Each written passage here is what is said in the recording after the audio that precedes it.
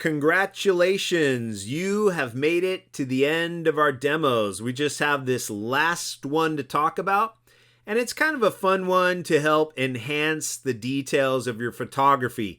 And with this, I'm going to show you how to explore HDR toning. So I'll go to File and Open one last time here in Photoshop. And we'll go to my Chapter 10 folder and 10.5. Now, I've given you two different photos. You can choose one or the other. I have one with an old Western wagon, or I have one with some old dilapidated cars. So I'll just go with number one. As you can see in the titles, try HDR toning or try HDR toning on this one. You only have to do one of them. So I'm going to open up this wagon and a photograph I took in Tombstone, Arizona. And I love the details on this photo. But you know what? There's so much more detail I can bring out in this. I mean, look at all the wood, all the grain, everything in this photo. There's just a lot of detail in the rust. But I really want to emphasize the fact that there is so much detail. The one drawback is the fact that you can't do HDR toning on a layered file. See, I've been telling you over and over, I never work on my original. I always hit Command J on a Mac or Control J on a PC. I work on a copy. But now if I tried Image Menu, Adjustments, HDR Toning, it's going to tell me to flatten it anyway. Okay, so no, don't flatten it yet. Just be aware, you can't have layers on a file when you try HDR toning. So I would really make a copy of the Photoshop file so you have the original master in case you experiment with HDR and you don't like it. You're not going to screw up your original. Okay, but for here, I'm going to. So I only have one background layer, and now I'm going to go to Image Menu, Adjustments, HDR Toning. Right here, you get this dialog box that is broken down into 4 different sections.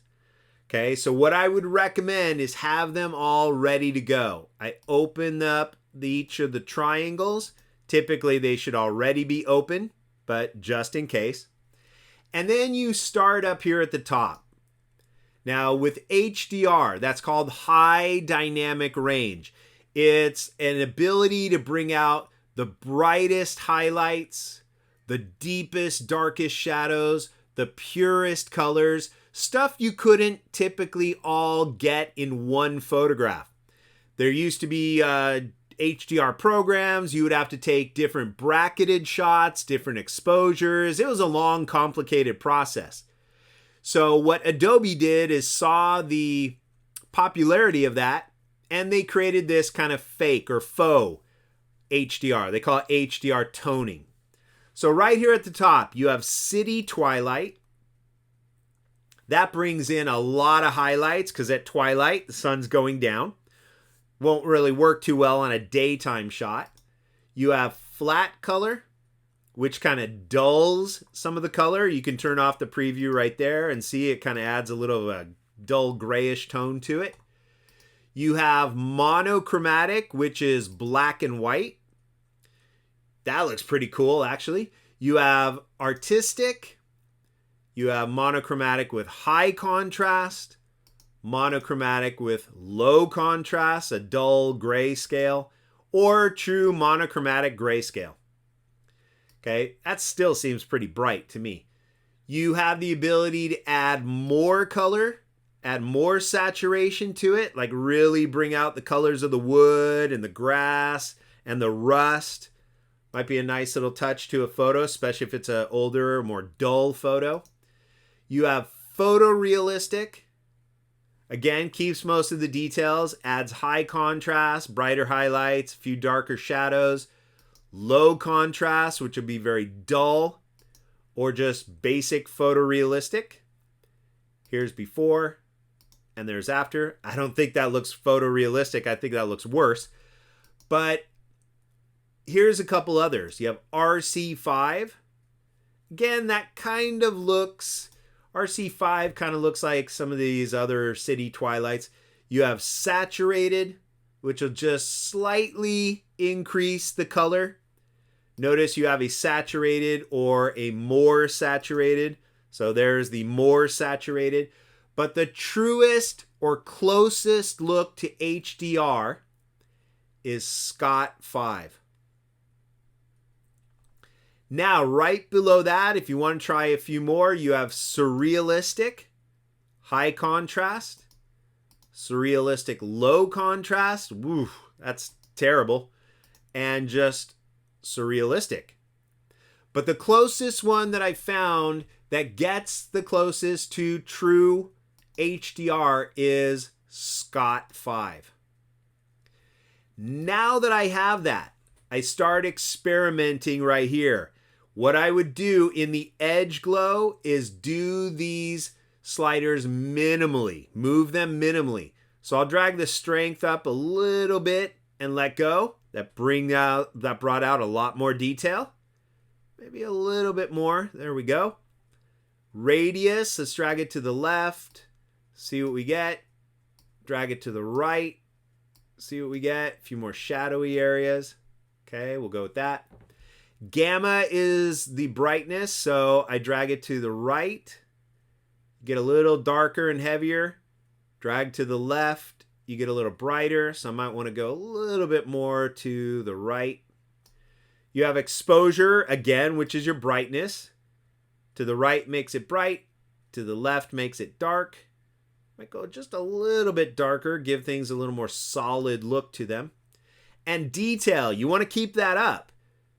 You're bringing out high dynamic detail as well. The lower you go, the less detail you're going to see. So I want to keep that cranked up.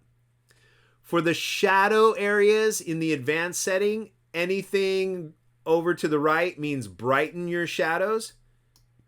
You really only see that in these dark spots down here. If I drag to the right, that wheel got brighter. If I drag to the left, these areas got a little darker. I don't want more highlights. Okay, we'll keep those dull. Vibrance and saturation are amounts of color. Like I showed you in some of these previous settings up here, we got a lot of color out of that. I didn't want that much. So vibrance and saturation, think of it this way. If saturation makes it 10% more colorful, vibrance would be 20 to 30%. Vibrance is just stronger. So if you already have a lot of color, you might want to skip vibrance and go with saturation. You see I'm bringing out just a little bit more. If I bring vibrance over, then we're really pushing the color scheme. So I don't want the wood to look too orange here, but I really like this look. Here's my preview. There's before, which is a photo I already liked, and there's after. Cool. So now I come down to the toning curve. This one you really have to play around with. Basically, these values across the bottom are the values in your photo. This is what's going to happen when you mess with those values. Okay, if you drag this bar up, these light values will get brighter and brighter and brighter. If you go here and you pull it down, those values will get darker. So if I drag this one down, I get some brighter values, drag it up. I start to achieve a few more details. Looks like it's actually working in reverse. I always thought they got brighter, but it looks like when I drag it up, they're getting darker. Okay. Typically, that's always read as if you go up, you get brighter. Let's see. If I go up, yeah, getting a little brighter on those values. Okay, it might have been just the value that I'm pulling right there. So I might want to pull that back up. I want to pull this down. And you fine tune your values right here. Okay, I might go there and add a point right there. or pull that point down, and you get these different levels of detail based on these graph bars that you can start manipulating and adding points and manipulating the curve. But I'll click OK. And that is HDR toning. If I go to Edit, Undo, that was what I started with. So just to show you the difference, I will go to File and Open, and I'll open up the second one. We've got these really rusted out vehicles. You can see all the rust detail, all of that on the vehicle, but I want to bring out even more. Image menu, adjustments, HDR toning. I set this to Scott 5. And look at all the detail that came out in that. But that looks way too bright. So I might drag my strength over, get some deeper shadows right there. Maybe drag my gamma to the right. Kind of solidify this a little bit more. I definitely want to push some vibrance on this and bring out all that rusty color there. That's kind of cool. Let's add just a little less exposure and get that nice solid look to it. But man, look at that door. Here's before and there's after. Okay, I might want to take my shadows that are inside the car, and let's see if I drag this up. That's going to make them brighter. I don't want that. So let's see. Let's see if I take this and drag down. That's making it a little too dark. Just drag these and just see what they do. There we go. I wanted the inside of the car to look a little darker, so let's take that down. And let's bring this up. There we go. Let's bring it up higher. Let's bring this down lower. They get some nice deep shadows in the car. Kind of like the original, had some deeper shadows here. I want deeper shadows there on my HDR, so I'm going to pull that value down, really darken in that area, which makes the outer door kind of pop out a little more. But that's what you do. You experiment, you play with it, and see what you come up with to really bring out those amazing details in your photo. So whichever one you did, when you're done, you just go to File, Save a Copy, and you call it last name, first name, HDR. That's simple enough. On your desktop, as a JPEG, 8 or high quality. And there you go. Beautiful ways to bring out tons of detail in your photography using HDR toning. The only drawback, you have to do it on a flat image, but who cares? I love the results anyway. Hopefully you do too, and I'll see you around in future tutorials.